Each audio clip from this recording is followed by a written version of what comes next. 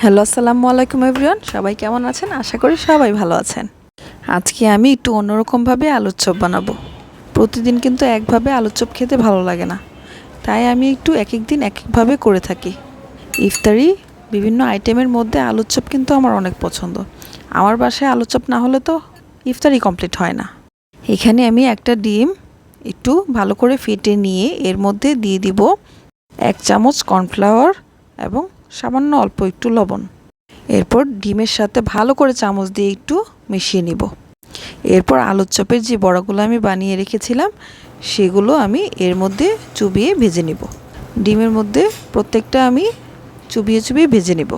আর এই আলুর চপের বড়াগুলো যে আমি বানিয়ে নিয়েছি সেটার মধ্যে আমি আহামরি কিছুই দেইনি, শুধু কাঁচামরিচ আর ধনেপাতা, লবণ, বিট লবণ দিয়েই আলুগুলোকে চটকিয়ে বড়াগুলো বানিয়ে রেখেছিলাম।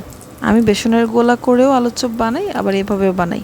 আমার মেয়ে তো কয়দিন পর পরই বলবে যে আম্মু ডিম দিয়ে আলুর চপ ভেজে খাবো।